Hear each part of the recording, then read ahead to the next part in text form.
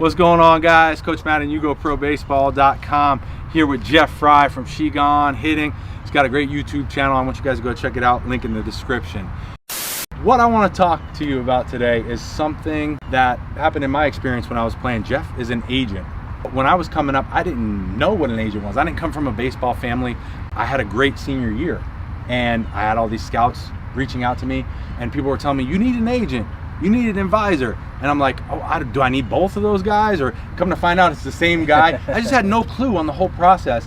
So I thought, if I felt that way, I'm sure there's someone out there now who, has the aspirations of playing pro baseball and just has no clue about how the process works, or how, since you're an agent and you were a player and I assume had an agent when you played, can you just kind of tell us your experience? I mean, when I was in high school and college, I didn't have an agent. I didn't need an agent. And really nobody back then had agents that I knew of, Once I signed in pro ball, our manager's college roommate was an agent. So he became my first agent, and he was my agent all the way up till I made the big leagues. For high school kids, they changed the rule about 5 years ago. You used to have an advisor, and the role of the advisor to basically relay information between the family and the professional organization. 5 years ago, they changed it to where high school kids can now hire an agent. Oh, wow. Most agencies charge between 4 and 5% of the signing bonus. Why should a family who has no idea what the process is have to deal directly with a major league team who does this with 40 or 50 guys a year? So they have somebody who can help, and that's what an agent does. Now the rule is that if a high school kid decides to go to college, he then has to fire his agent, and then he can become his advisor in college.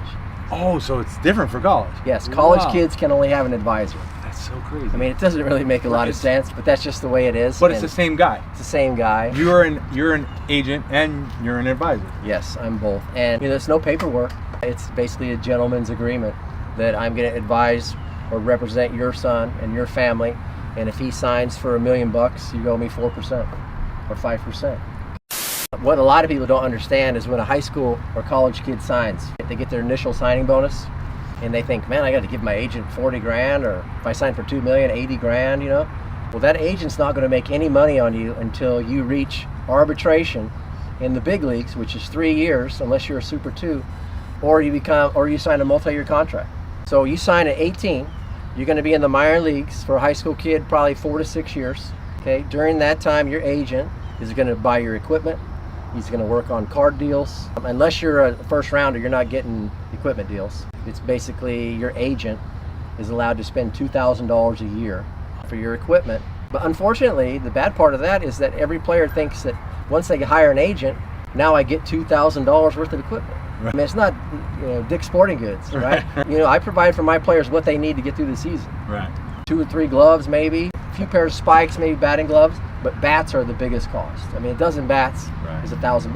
Right. So that $2,000 doesn't go very far. I mean, I actually had a client that I represented in junior college, and he goes and signs, and he tells me, and he signs for nothing.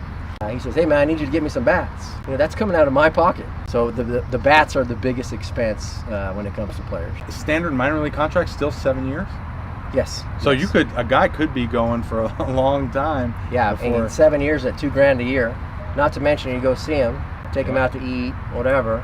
Unfortunately, it's year-to-year contract. Your players can terminate your contract at any time. Right. And unfortunately, in this business, it happens a lot where you're with your agent who you had in high school and college, and then once you show a lot of promise, then the big dogs start coming. Right. And saying, oh, well, you've outgrown your agent. So it's you got to make sure you have the right clients. Why is it important for a guy to have an agent? Well, not everybody needs an agent early on in your career. If you're going to get drafted in the top 10 rounds with significant signing bonus, it's very important to have an agent. The teams now, the way the draft is, used to be that teams would just draft you and then try and sign you. They would, confident in their ability to talk you into signing for the bonus that they wanted to give you. Right. Now it's slotted, right? There's a dollar value for each team, each draft pick, and each team has a bonus pool. What parents don't know is if their son gets drafted in the 3rd round, the number for dollar value for the 92nd pick is $600,000. That doesn't mean you get $600,000. You could get $200,000 or you could get $1 million. Right. Having an experienced advisor that knows how to negotiate and set these deals before they draft you, which is what happens now. Texas Rangers calls you up and says, hey, will you sign in the third round for 600 grand? It's yes or no. If you tell them yes and you change your mind, all those teams are going to know you lied to them. So next year, when you're trying to get drafted, they know they can't trust you or maybe your advisor. So it's important to have an advisor that they know they can trust his word. When I go in and negotiate, they're going to call up, and it's pretty straightforward. It's like, this is what we have, this pick. If I say, hey, we're going to need more, well, what if we do this? Let me call you back. I mean, it's crazy. During the draft, it's crazy. Right. It's nerve-wracking, especially for kids that are waiting on the other line and their parents. Yeah. Will you sign for this? But once you tell them you'll sign for that, it's done. And I've had a lot of those situations where a player would say he would sign for this amount of money, and because of the way the draft was at the time, they were overpaying him for that position in the draft, so they had to wait till somebody before him signed. Otherwise, he signs for this 600 grand in the seventh round, and this guy was going to sign for 500. Right. He's going to say, wait a minute. Right. How I get drafted before him and he gets more money? Right. So it's kind of a system where you have to scratch each other's back and say, hey, we're not going to sign until it's the proper time. So it's important to have a trustworthy agent that the teams feel comfortable dealing with.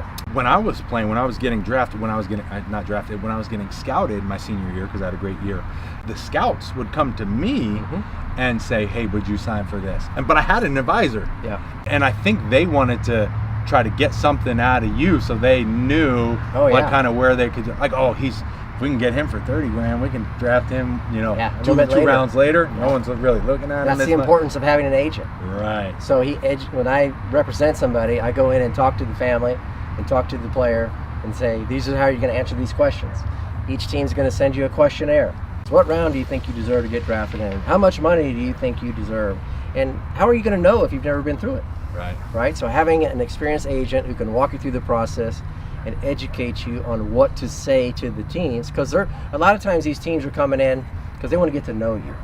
Plus they want to see what you're about.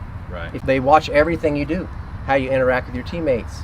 Are you the first guy out on the field after the game raking the mound? Or are you in the dugout texting your girlfriend? Right. They watch everything. So as an agent and advisor, I educate the player on the do's and don'ts and what, try to get them to make it to where the scouts want to get them in their organization. What age do you recommend someone reach out to you or to an agency or an advisor? I would think their junior year, probably, because sadly, there are kids in 8th and 9th grade that are getting advisors.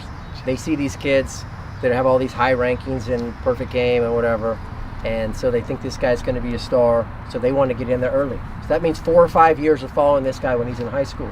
No guarantee that when he becomes a senior, he's not going to hire another guy. So I try not to do that.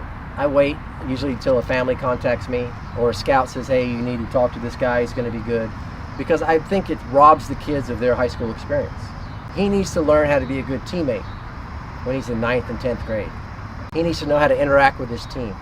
He needs to focus on helping his team win baseball games in high school. Not just worry that is his agent here today? How come my agent didn't show up to the game today? He needs to be a kid and enjoy his experience. And I think a lot of times when they hire agents at that early age, it robs them of the experience. If there's some guy that is out there who was like me, who doesn't know and just wants some more information, like where could they get a hold of you and just maybe pick your brain about this whole process?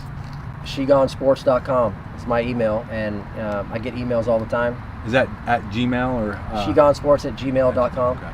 And a lot of it has to do with kids that are in high school, what's the right steps. A lot of times the path is just going to be chosen for you. It's going to happen. If you're good, they're going to find you, and you don't have to do anything special. Go to every showcase that's out there. And if you're a good player, they will find you.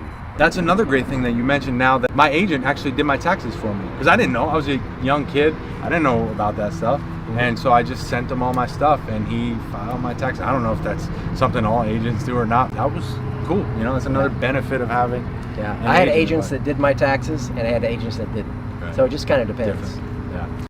Thank you again for the great advice. If you guys are looking for some more great information, not just about agents and advisors, but hitting, fielding, whatever it is, Jeff's got a YouTube channel, like I said before, check out the link in the description, click on it, head over there, hit the subscribe button on his channel with the bell so you're notified every time he posts a new video, because he's got so much experience and knowledge in the game of baseball. Go over there, check it out. You're not going to be disappointed, I promise you. Thanks again, Jeff. Thank you guys for watching. We'll see you in the next video.